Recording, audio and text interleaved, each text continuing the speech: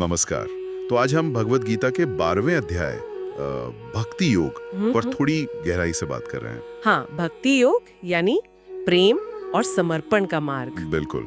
हमारे पास कुछ नोट्स हैं। एक लेख है भक्ति योग, प्रेम का सरल मार्ग, और एक ऑडियो बुक डाइजेस्ट भी है। कोशिश ये रहेगी कि हम समझें कि ये रास्ता जो श्री कृष्ण ने अर्जुन को बताया वो इतना सरल होते हुए भी इतना गहरा क्यों है। सही बात है।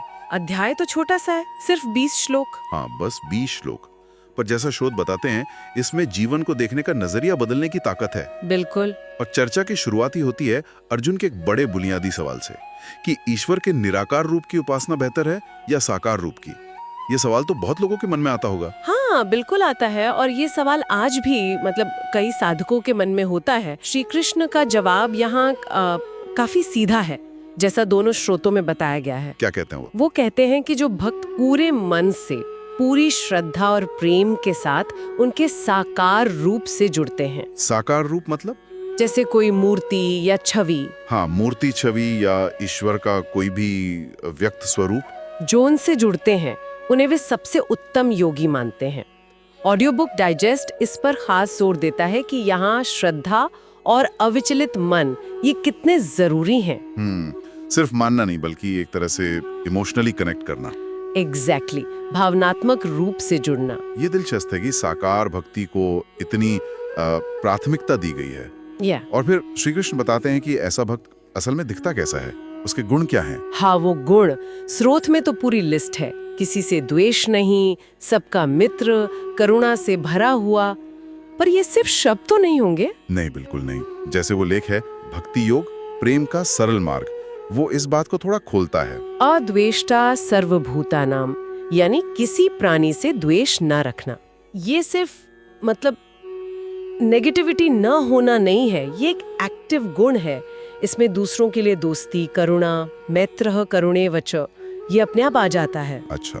इसी तरह निर्ममो निरहंकारः, मतलब मैं और मेरा के भाव से मुक्ति। लेख इसे प्रैक्टिकल लेवल पे समझाता है कि कैसे ये हमें फालतू के बोझ और टेंशन से बचाता है। और वो सुख दुख में समान रहना, समझ दुख सुख, इसका क्या मतलब हुआ? क्या भावनाएं खत्म कर देना? नहीं, ये पत्थर बन जाना नहीं, बल्कि ये समझना कि सुख और दुख ये तो आते जाते रहते हैं, इनसे अपनी अंदरूनी शांति को भंग नहीं होने देना। ये तो मुश्किल लगता है। मुश्किल है, पर अभ्यास से संभव है। और फिर क्षमाशील होना, हमेशा संतुष्ट रहना, ये सब गुण। और इन गुणों को गिनाने के बाद श्री कृष्ण एक बहुत महत्वपूर्ण बात कहते हैं।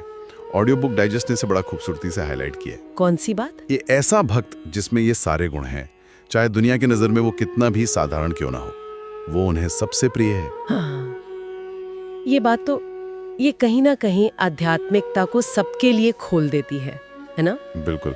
मतलब ये बाहरी क्वालिफिकेशन या कितना ज्ञान है, इससे ज्यादा मन की सच्चाई पर जोर है। एकदम। ये भक्ति मार्ग की खासियत यही है।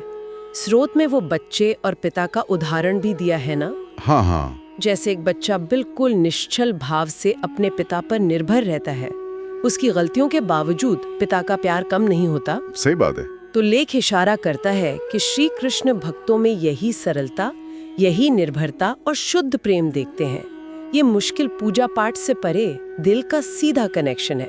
और शायद इसी निर्भरता का इनाम है श्री कृष्ण का वो आश्वासन जो इस अध्याय के बिल्कुल केंद्र में है। हाँ, वो आश्वासन। वो कहते हैं कि जो भक्त सब कुछ छोड़कर पूरी तरह उनकी शरण में आता है, उसकी सारी चिंताएं, सारी जिम्मेदारियां वो खुद उठा लेते हैं। तेषामहं समुद्धरता मृत्यु संसार सागरात। बिल्कुल, मैं उसे मृत्यु रूपी संसार सागर से पार लगाता हूँ। ये शरणागति है, पूर्ण समर्पण। हाँ, जिस पर लेख में भी विस्तार से बात की गई है। ये पैसिव होना नहीं है, बल्कि ईश्वर की योजना में एक एक्टिव विश्वास रखना है। ये समझना कि कर्तापन का, वो मैं कर रहा हूं वाला अहंकार छोड़ने पे ही असली शांति मिलती है। इसीलिए श्री कृष्ण कहते हैं कि ऐसा भक्त कभी नष्ट नहीं होता, उसका योगक्षेम मैं वहन करता हूँ। तो कुल मिलाकर इन स्रोतों से जो बात निकल के आ रही है वो ये है कि भक्ति योग कोई बहुत मुश्किल साधना या गहरे ज्ञान का कॉम्प्लिकेटेड रास्ता नहीं है। नहीं, ये एक सीधा सरल रास्ता है जो दिल से शुरू होता है। दिखने में आसान, पर जैसा ऑडियो बुक डाइजेस्ट कहता है, ये सुलभ गहराई है। एक्सेसिबल प्रोफंडिटी। सही कहा, सुलभ गहराई।